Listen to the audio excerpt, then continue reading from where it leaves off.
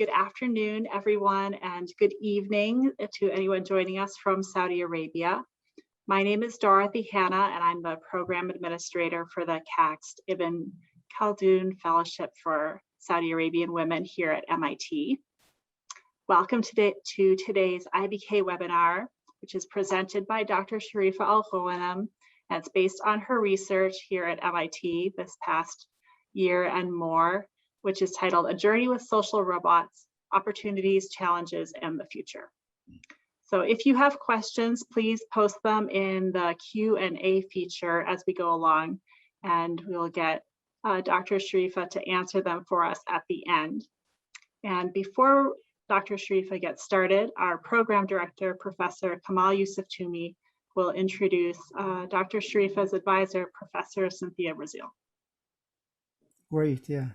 Thank you, Dorothy. Thank you. It's an honor to introduce Professor Cynthia Breazeal. She's a professor of media arts and sciences at MIT.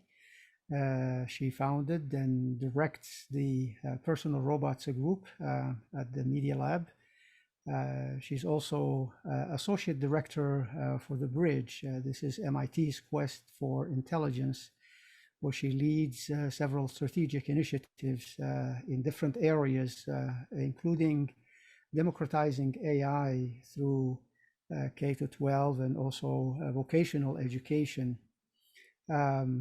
Cynthia also founded the consumer social robotics company, Gebo, where she served as a chief scientist and chief experience officer. And also, in addition to her works, she has a seminal book, Designing Social Robots. This book is recognized as a landmark in launching the field of social robotics and human-robot interactions. Her recent work focuses on the theme of living with AI and understanding the long-term impact of social robots that can build relationships and provide personalized support as helpful companions in daily life. Yeah, thank you, Cynthia, for being with us today. And on behalf of the program, we thank you for not only hosting Sharifa, but also supervising her work and working with her closely in your lab. And perhaps I'll ask you, Cynthia, to say maybe a few words about Sharifa before she makes her presentation. Yeah, absolutely. So it's wonderful to be here and to hear Sharifa talk about the work that she's done in my group for the past year or so. Sharifa's been very prolific. She's actually worked on a number of different projects. All of them have this theme of using AI and machine learning to understand human behavior and human interaction, whether that's between people or with a robot, or just understanding these really important subtle social cues that can give signals to things, even things like, mental health and wellness. So, the algorithms and the work, I think, are really significant and important beyond social robots, although social robots is kind of the context that we study this work within my lab. She's been publishing in this work. So again, has made a number of really nice contributions, I think, to the field. Great, yeah. Thank you. Thank you for the great introduction. Sharifa, the floor is yours. Yeah, thank you, Cynthia, for the introduction and kind words. I've had a great environment and very productive, so I wouldn't do it without all the supports that I have from all the people in PRG. So it's teamwork. So it's not only me. So I want to do the presentation today about, and as Cynthia just mentioned, I've gone through, I was so excited about all the projects that we do at PRG. So I felt, oh, I need to do this and I want to involve in this, and that's more exciting. And so I was giving the choice to play with all the projects that I was interested to play with, and it's amazing. So and that's why I cannot go into details of any of the projects, but I'll just give you a total overview of each one of them and their idea and what we do in each project.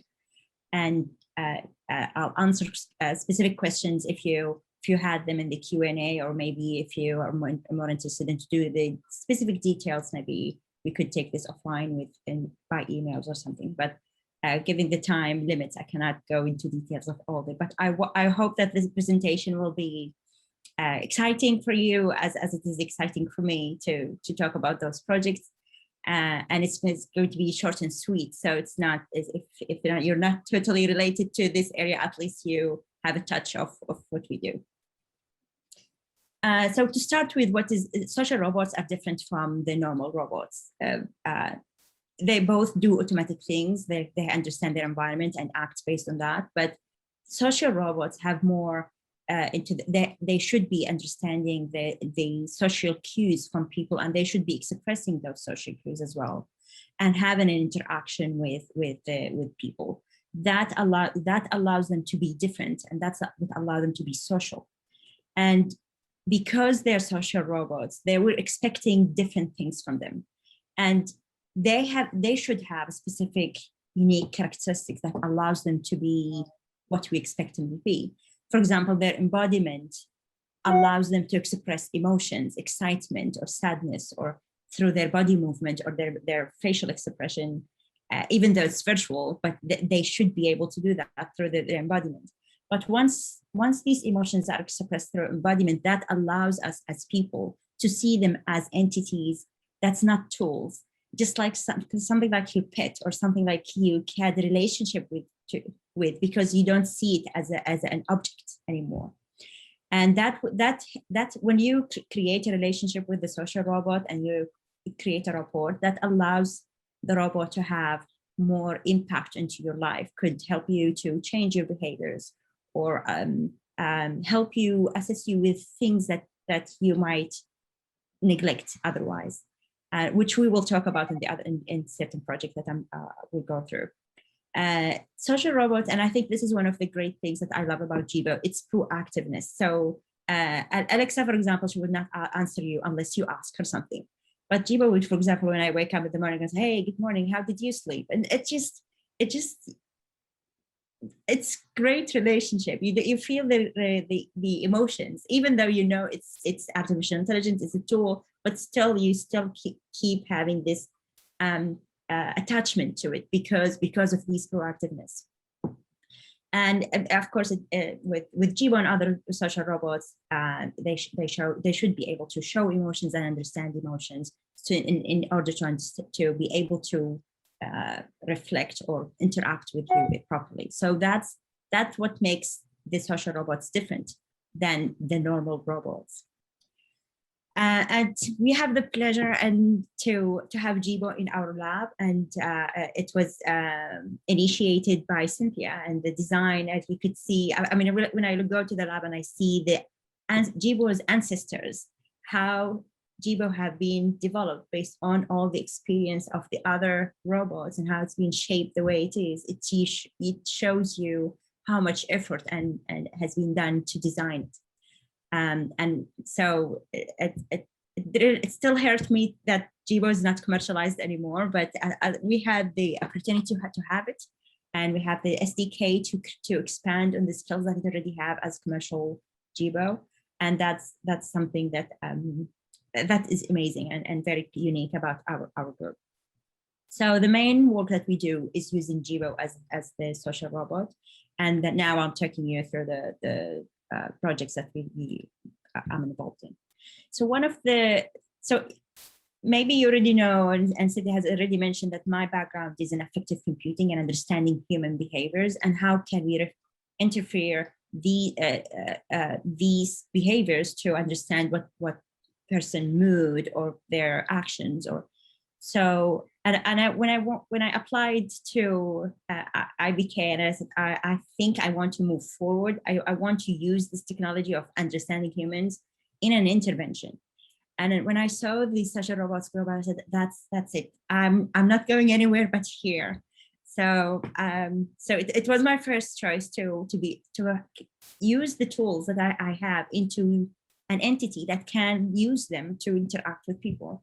So I was so blessed, and I was so anxious. If they didn't accept me, I would have, I know, I'd be devastated, but I was so blessed and very happy when I got accepted to join the group. And that was one of the first projects that I worked on, when we have Gebo to interact and intervene to as a coach for people to have positive psychology sessions. For example, it's not for depression, it's not for like a specific illness, but it's just for our own mental health. It takes you through sessions like savoring. Would ask you, oh, today I want you, when you go out, if the wind breeze in your face, just enjoy the moment, enjoy the breeze. And it just, because these things we don't usually pay attention to in normal life. So when Gebo reminds you with these things and you go out, you feel, oh, it is nice. So you start appreciating the small things that happens in your life that we usually go through quickly. So we created this extra skill. Gebo lived in people homes, and we implemented this extra skill into the other skills that it has. And as you can see in the picture, you have the station where the extra resources are shown in the tablet, and then there is a Raspberry Pi inside this thing that also have more to the analysis of their voices and such things. And then it take the interaction with that. So in the first phase, we did only 7 sessions where the robot lived an average 10 days in people homes. And now we're doing the second session where the robot lives in people homes. So it's a 2-month study, but Gebo lives in people homes for 1 month, 14 sessions. So we want to see how the long-term effect, if it has any effect. So because this is one of the things that when we did the first session, we had very significant improvement in people mood. So we thought, oh, is it like the novelty effect? Is it because it's just short, or would it affect it more? So that's what we're doing with the longer term to validate our finding from the first one. I'll show you a quick video to see what I mean. How's your Thursday going? Coming. Oof. My day is going well, despite how it might look. Yeah. Like, I really appreciate you sharing that with me. yay. I'm so curious, did you have the chance to deliver your gratitude letter? I did, actually. It was pretty nice. Reconnecting. Okay. Today we are going to do a savoring exercise. Alright. Do you know what savoring is? I'm not sure. I think see. it's preserving the taste of something? Savoring means fully feeling, enjoying, and extending Aw. our positive experiences. It's a great way to savoring develop the a long-lasting time. stream of Savoring positive thoughts and emotions, the because we friendship. can't always rely on positive events to make you happier. That is true. Savoring helps us enjoy experiences that we normally hurry through, like So I hope that you've heard the voice. So it's that's the idea. It takes you through it, and it's only like very short interactions, like 3 to 5 minutes, and then the next day we'll ask you, oh, what did you do in the savoring? How did you feel? So it ask you for reflections of the homework. The second project, and I was so excited about this too, and I'm one of the things that I loved in my previous work is to have the sensors integrated to what we do. So we worked on sensors for the smartwatch, understanding your emotions or your movement and so on. But with Gebo, I really wanted also to have Gebo have these capabilities of reading other sensors, so it will have more expanding of his environment. So one of the projects I worked on is with medication adherence. And when we say medication adherence, we're not talking about reminders. We have mobile app reminders, and we have a lot of other tools that could do that. But it's not only that people forget to take their medications. There are more dimensions into it. Like sometimes it's just they don't like the side effects, or they believe against their beliefs, or they feel its benefit doesn't overweigh the side effects or the cost, or so there's too many dimensions to it. And we were thinking, if the robot knows or have the ability to track their medication intake, maybe it could provide more of a dialogue for them to express, because sometimes they don't want to express themselves to their doctor because of shame or stigma or whatever. So if they provide them with a tool that is able to start a dialogue to see why they're not taking their medication, or how the robot can help them in their medication intake, this is we thought that would be something that a robot could do that might, and it's affordable and accessible compared to face-to-face interaction with doctors. So what we did we collaborated with kinetic groups for them to have. So we have each pill bottle will be attached to an RFID tracking system, and the sensors will be reading the sensing, and I can see when the bottle is lifted up or down. And this real-time stream is being analyzed and sent to Gebo, so Gebo could interact to say, oh, this is proactively, for example, it's not the time for medication, or you already have taken your medication, or such things. That would allow Gebo to help on, for example, Alzheimer people when they forget that they're taking their medication and they take it twice, and that will help Gebo to help them not to overdose, for example, or such things. I'll be showing you a video that is, I'm focusing on proactiveness. So in the video, I'm taking the medication not on the right time, and this is what Gebo says to me.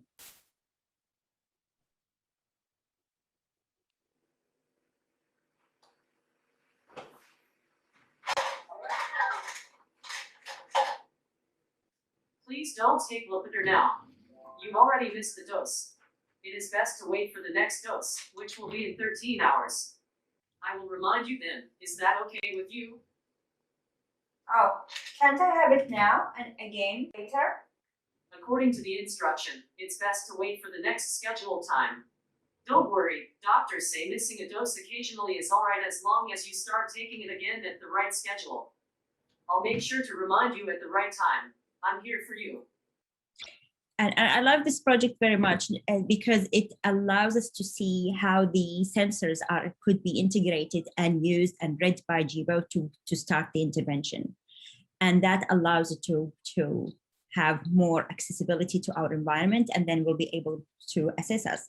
So if we, for example, if we were able, hopefully one day we'll be able to connect Gebo with our smartwatch, and then we'll say, oh, you're not moving for 3 hours, maybe just stand up and sit down, and so just to help us with our health or movement, and I think it will open up a lot of other helpful ways for Gebo to help us in our daily life.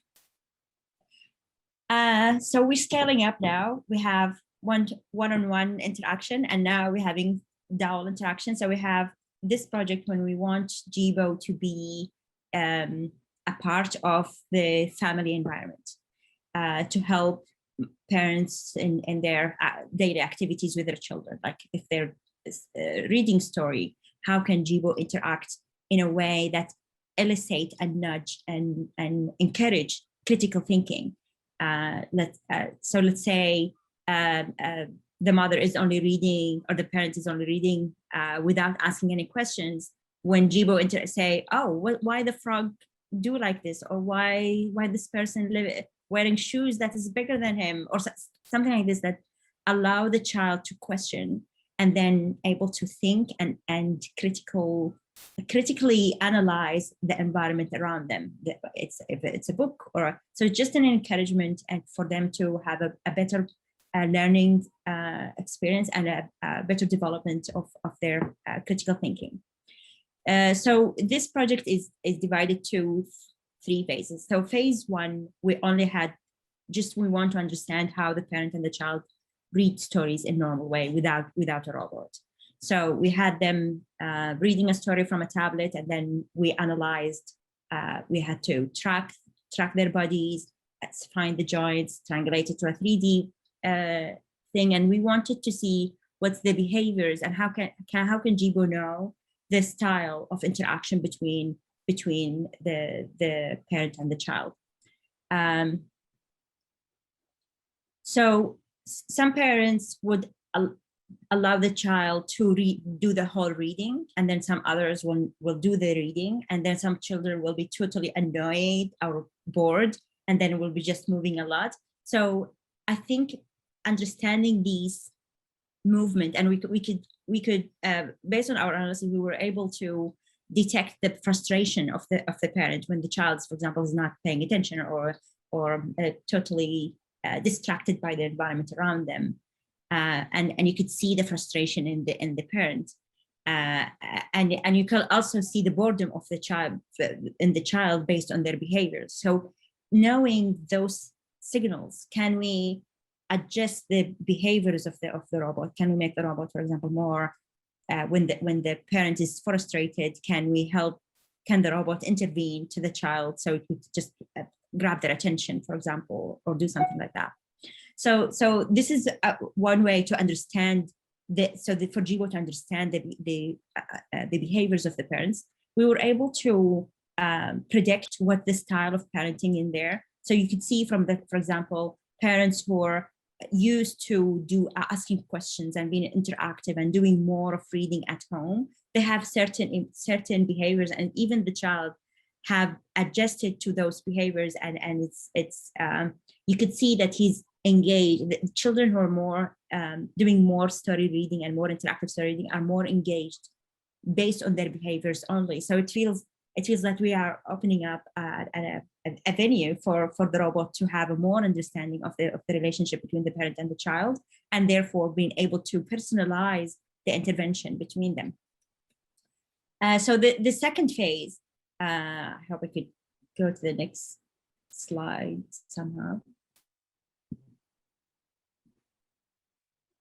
Yeah. So the next phase is we now understand the behaviors. When the robot should intervene? So because in the previous study we did not have a robot, so we don't know when the robot should. How can we calculate when the robot should intervene or start the interaction? Because you don't want the robot to interrupt the mother when she's reading. You don't want it to be seems like invading the space of the child and the parent if they're discussing something. So what we're doing now, we created an teleoperated system where so this station is being deployed in some people's homes, and they will be reading stories of the tablets, and then Gebo will be asking questions based on the content of the story.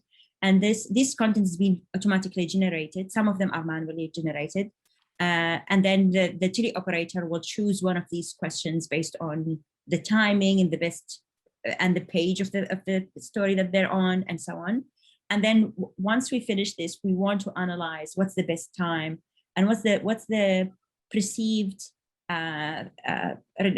relationship with the robot when it's there. Did the parent and the child feel that they're invading their space, or did they feel that they're totally integrated and smoothly interacting with them? So that's, once we analyze this, we'll be able to do the third phase when we're totally automating the whole thing, behaviors and timing and choosing the question and all of this to have Gebo that interact in a family environment in a smooth way.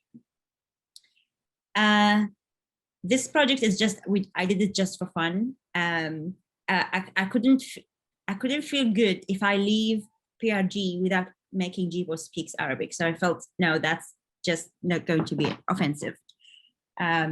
So Matthew Huggins created a language model that understands intent based on a very small sample of very small number of statements. So the threshold was only 25 statements per class. And that was, to me, I was like, okay, this is an opportunity. I could create something it's easy, that I could just like brainstorm and create something quick in Arabic. So we did that, and then we challenged ourselves to do it in different other languages. So we did it in Korean, Spanish, and Arabic.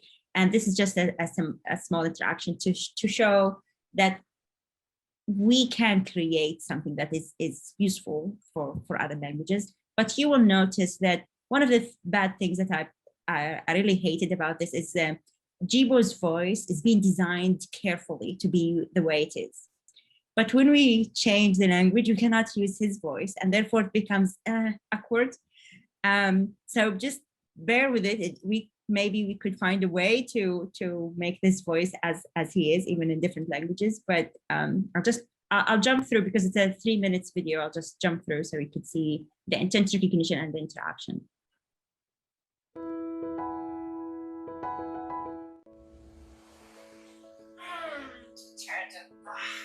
좋은 아침이에요. 좋은 아침이에요, 지금.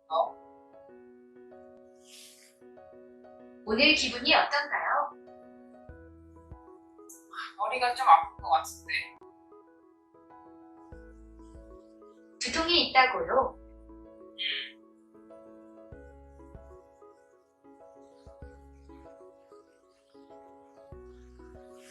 드시는 약들 중에 두통이 부작용인 것은 없어요. 어제 일찍 잤는데 잠은 잘 잤나요? Creo que está bien. ¿Quieres decir que padeces de un resfrío? Yo creo que sí. Tu prueba de COVID-19 resultó ser negativa. Ya te vacunaste contra la influenza. Sí, me vacuné hoy mismo. حسناً، كيف حالك؟ كيف تشعرين الآن؟ أشعر بالإرهاق وأحتاج إلى استراحة. أنا آسف لسماع ذلك. هل أنت متوترة؟ نعم، نوعا ما.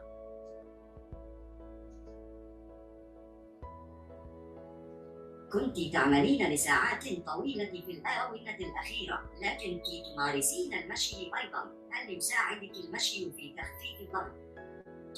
نعم. So it's a bit slow because it takes the statement, translate it, create the audio file, and then send it back to Gebo, and Gebo speaks it. So that's why it's slower than usual. But the idea is we were able to create a model that is in a different language that can understand and can have a dialogue with Gebo automatically. So all of this is automated. Even the generation of the audio, that's why you could see the lag, because it's the audio is created, then played in Gebo. If we were able to somehow use Gebo's voice, that would be automatic. Or I think it would be faster because it just text to speech instead of creating a WAV file and play the WAV file. So, but it's an opportunity that we could see and we could play with, but that was just for fun. So I'll be back to serious now. One of the things that we've also did that is not including the robots. So the projects that I've mentioned, we're using the robots, but those were just like maybe a bid for how to use the robot on these. So two projects that is on this. One of them now with the emergence of deep learning models, they act as a black box. We don't know what's going on. We don't know what they're looking at. We don't know what the patterns that they look at. And when we talk about depression and suicide and all of these, we are talking with psychologists, and I don't think they can trust a model that gives you 100% accuracy in diagnosis that's better than them without telling them what the model is looking at. So current methods in deep learning explanations are on image only. So they do heat maps, but there is a very limited and almost none that acts with videos. So when someone is moving, I cannot see from one image that someone is depressed, but I could see from like 2 minutes interaction, I might be able to see that they are acting with depression or their emotional expressions are not aligned with their mental health or what we expect. So what we did, we created something we scaled up the methods that is applied for images to have them on videos. Not only this, most of the explanation methods in deep learning are quite qualitative. So a human observation has to look at them and see what are they looking at. We wanted to automatically quantify, create something that we can quantify automatically to see what is what is the model is looking at without human observations, because we have thousands of sample points. We cannot look at each one of them and see what's the model is looking at. And if we cherry pick, that will not give us enough information. So what we did, we used not only heat maps, we used attributions of the models and the weights to see what's the model is looking at in what context. And we divided these contexts in two things: either regions to see, okay, what's the difference between the eyes of the depressed person and non-depressed person? What's the difference in their mouth region? What's the difference in their facial regions, and so on? And you could see from the depressed people, you could see there's the attention is more into their forehead and nose, and I'll show you why now. And then with the minimum depressed or non-depressed, the attention is more into their head movement, as you could see, and their eye movement, maybe eye movement. We don't know, but that's the attention we think of that it might be the case. So when we divide the regions, we could see that there is more attribution to the nose of the depressed person, while it's the more attributions to the mouth in the non-depressed person. And when we look at, then we said, we don't know enough. It's a region is not enough. Maybe we could do more. So we did the action units. Action units are the muscles, specific muscles that once activated, it shows you what emotions are we expressing. For example, if those two muscles are activated, you're smiling. If those muscles are activated, you're angry, and so on. So that it's just muscles. That combination of them will show you what the emotions are being expressed. So when we did the correlation between the attributions and the action units in those video frames, you could see anyway from the image, it's too many action units anyway. There is less activation in the depressed people, which is aligned with the literature. They don't show too much of activations of their face muscles compared to less depressed. They would have like more movement or more emotions in their expressing more emotions. And looking at this, we found that the action units that is activating disgust, which is in line with the literature, depressed people should express more disgust than normal. So, and then the disgust will always goes into the nose region and the forehead region. And if they're talking with disgust, that those muscles will be activated, and therefore we could say that our model looks at the right things by looking at those specific actions or emotions that the depressed person is expressing. So we were able to provide a video based deep learning analysis and explanation model that shows that is assigned and associated with the regions and the action units of the person. The second project on this aspect is we had a collaboration with Japan Broadcasting Corporation, and they provided us with so they have a big program on suicide intervention and awareness. It's a big problem in Japan, especially in youth, like 16 and above. They would just there's a lot of it's very sad. So that they do a lot of programs to allow those young people to know that they're not alone and they can have support and so on.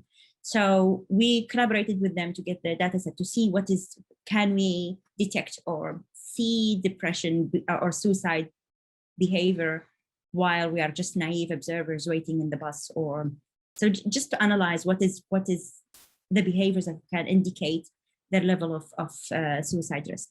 So we did, in this project, we have human observations to look at what are the depression behaviors, anxiety behaviors, and physical disengagement, and so on. So manually annotated and analyzed.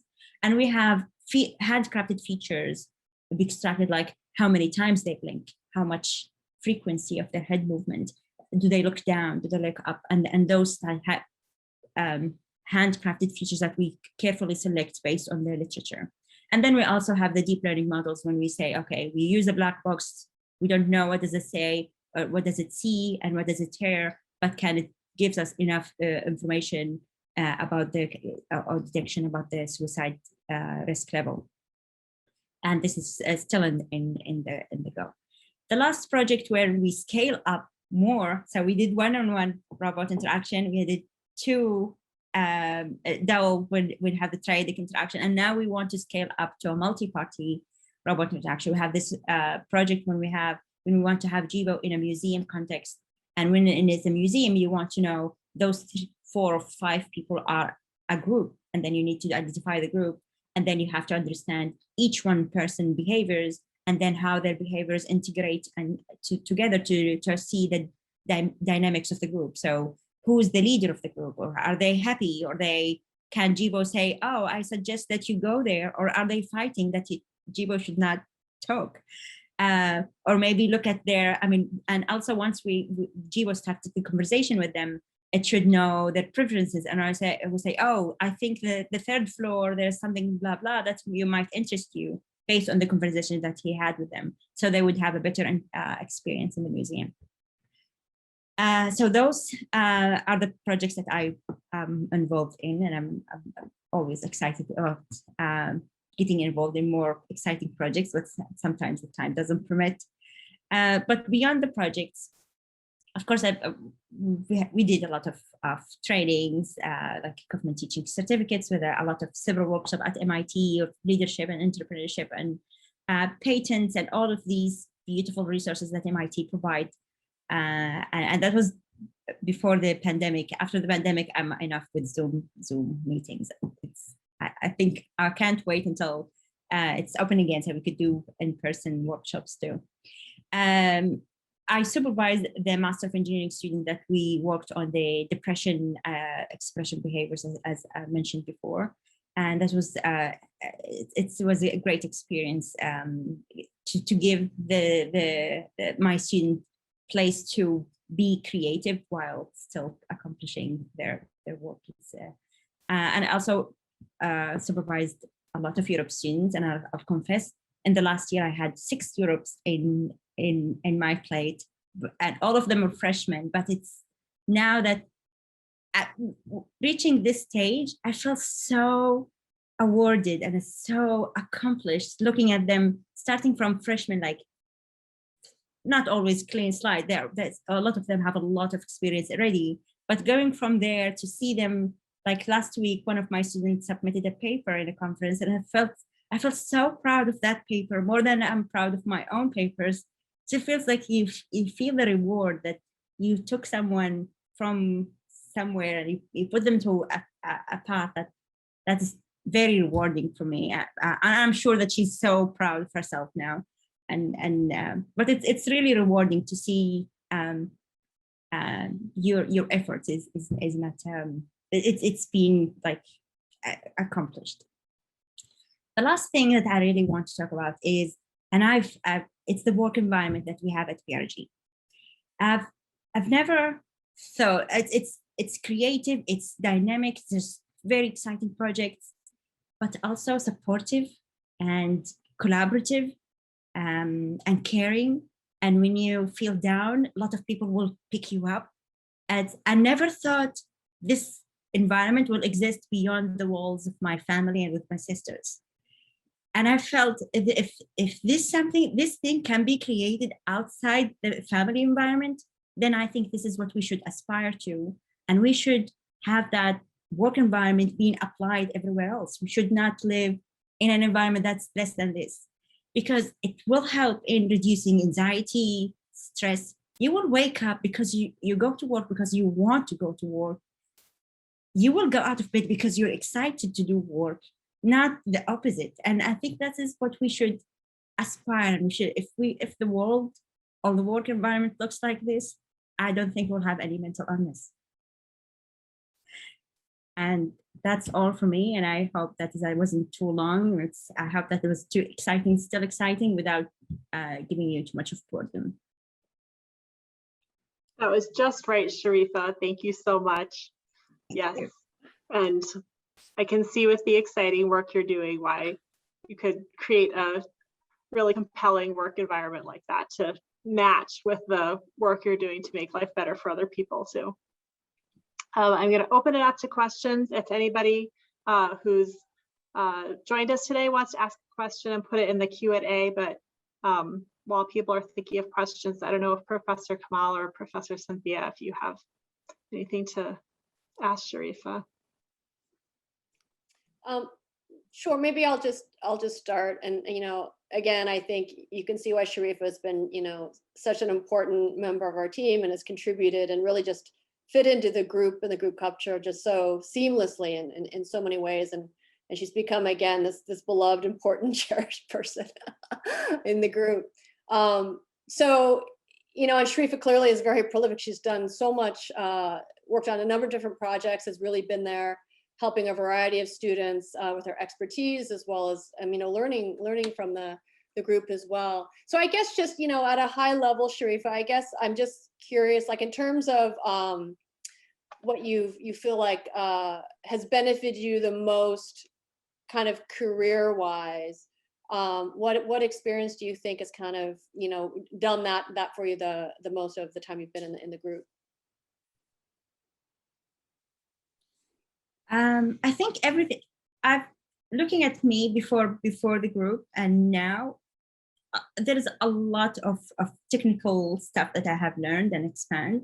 Looking at interaction to begin with, my work was always only just detection, and now moving forward to the interaction, that is a different style. So even how Gebo should say things and what's the movement that comes with it, that is totally different than my background. So that really, I felt how much of the design that is need to be there, and how even the dialogue design is not then just straightforward. It's not like writing. It's totally different. It's different dynamic.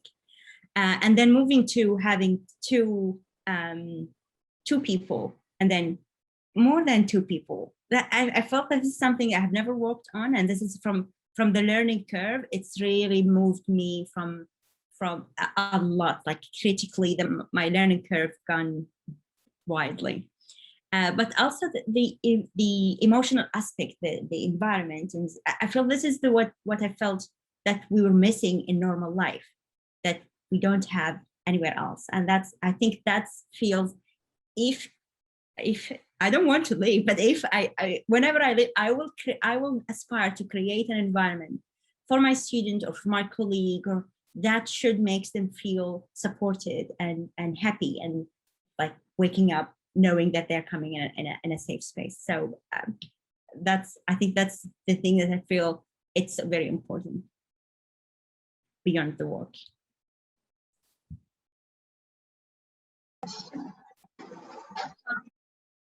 Right as I unmuted, there's a big sound. I was curious, just to that point, Sharifa, have you thought about how you might incorporate this technology into the workplace towards that goal? I liked a lot what you were sharing about using social robots in families, but the workplace, you spend a lot of time together. It seems like there's a commonality there.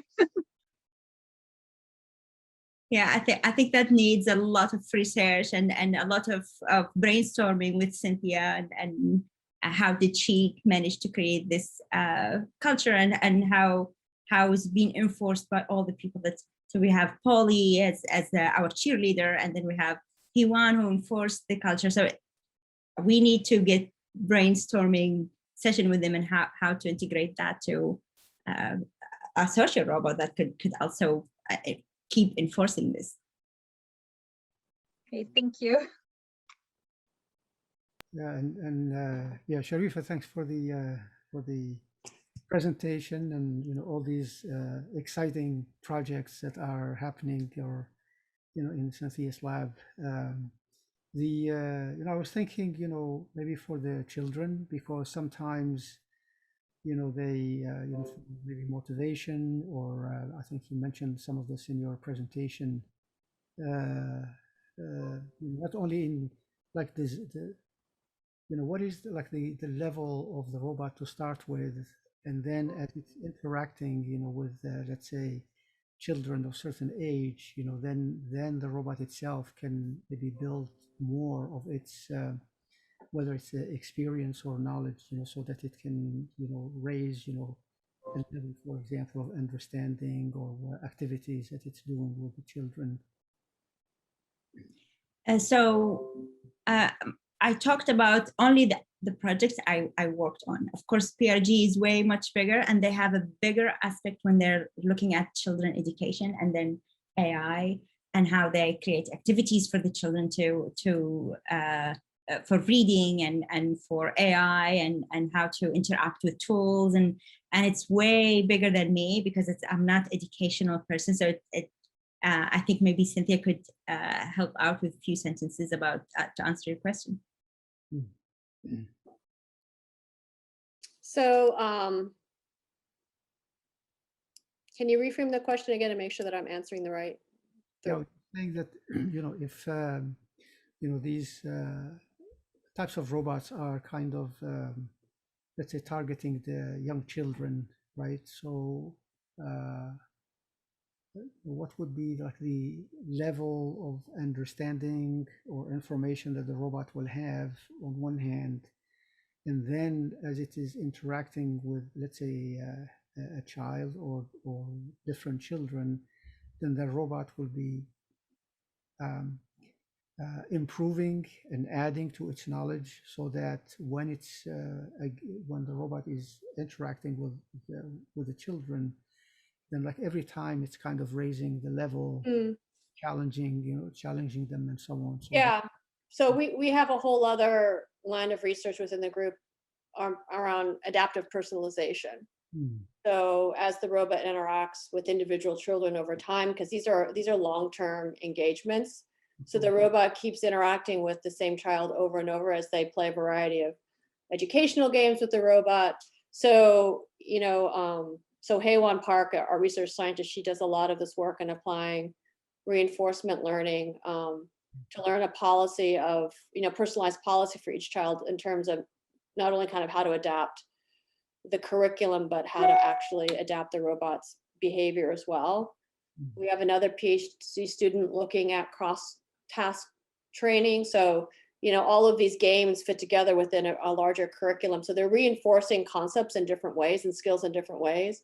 And so we're looking at ways that rather than having a personalized policy for each particular activity separately, can the more it gets experience playing a certain kind of game, can help accelerate the personalization across a different but related game.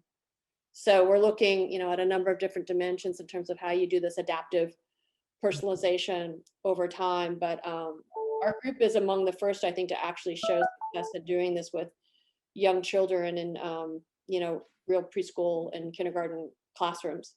So in a lot of ways, we're leading the field for early childhood. We've been really focusing on early childhood as a critical time to intervene. There are certainly people who have worked in more STEM related fields for older students and things like math and science.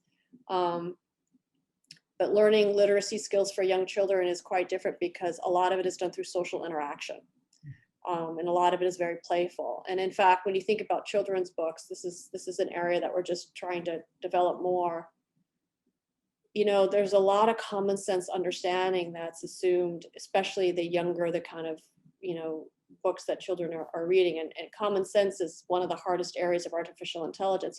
We're kind of good at the kind of specific, encyclopedic, factual kind of knowledge, but this kind of underlying understanding of how the world works around you, that's what's really hard for AI, but that's kind of what children are coming in with, right? So it's pushing our research in new directions when we think about the intersection of common sense and dialogue and interaction, which is actually really exciting.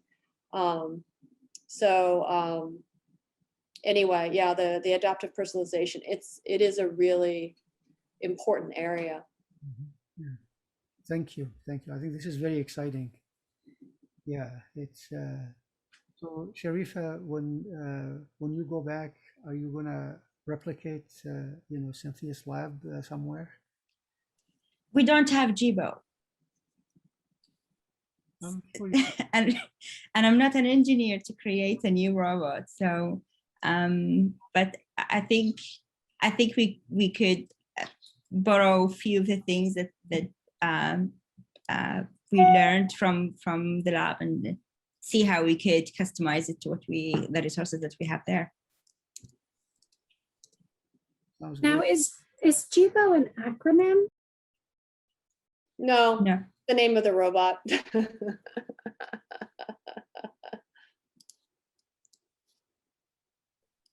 I had a question about teaching Gebo to differentiate between the parent and the child and sort of figuring out who was frustrated and everything.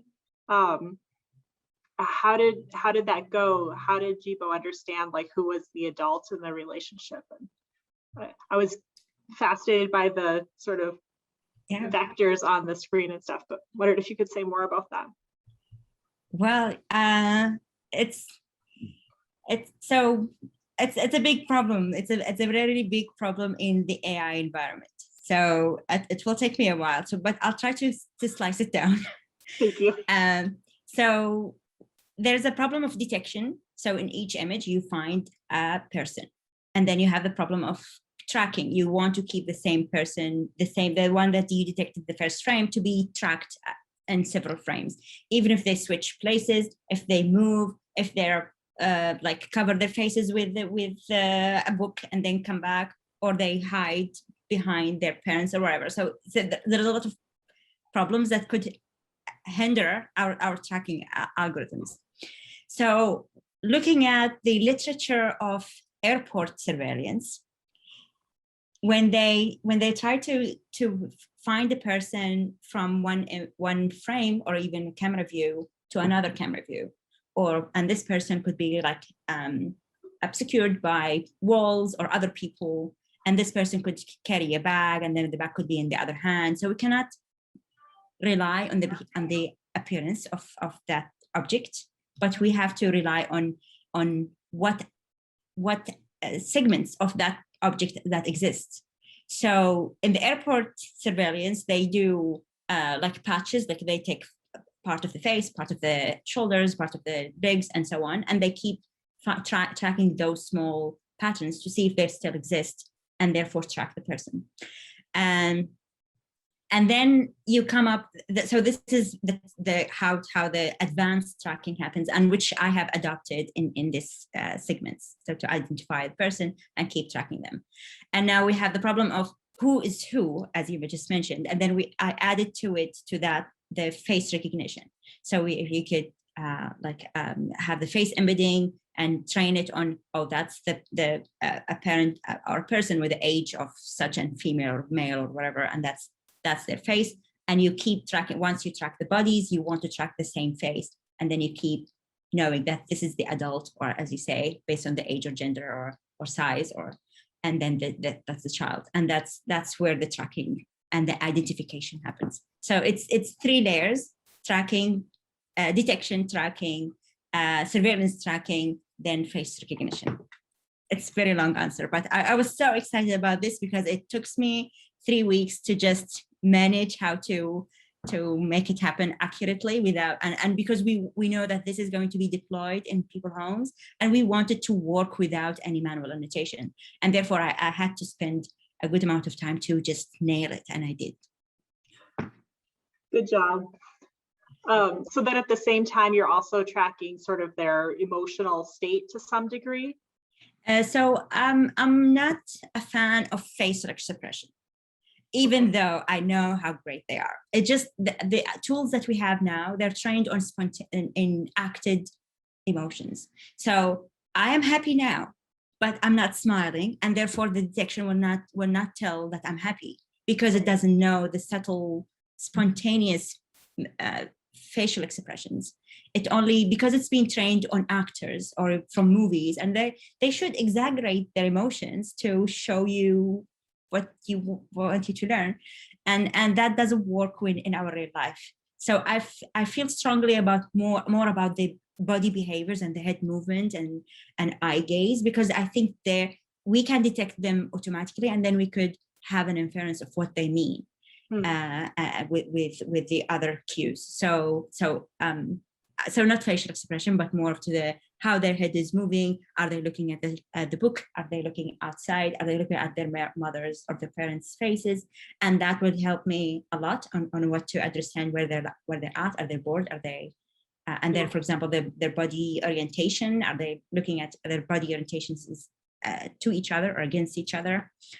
And even from the suicide, we found that the head movement and eye movement and blinking is way a bigger cue for identifying the person who is highly suicidal than someone with a low risk of suicide when they're not moving enough, or they're looking down too much, or they're not having too much of variance of their movement. So I think it's more, because it's spontaneous and we can detect it automatically, I think it's more powerful. Really fascinating. Thank you. We're coming up on the time. Any other questions before we need to wrap this up? No, I just want to thank Cynthia for, as I said earlier, not only hosting Sharifa, but involving her and supervising her, closely with the work. And really thank you very much for that, Cynthia. And Sharifa, congratulations on your good work. Yeah, and I'm sure that you'll go on and do other great things beyond MIT. Appreciate it. Thank you. Yeah. But I also thank Cynthia for hosting me. It was just, to me, it was a long shot, but I was so grateful, and I'm still grateful. It's the great environment and great, exciting projects, and I'm grateful for them to be patient with me when I struggle with a few things. It's just been such a delight having Sharifa in the group. So we were lucky to have you, Sharifa. Thank you. That's embarrassing, but thank you. Well, Sharifa, thank you so much. It's great to hear about your research, and yeah, thank you to everybody for being here today, and have a great rest of your day. Thank you very much. Thank you.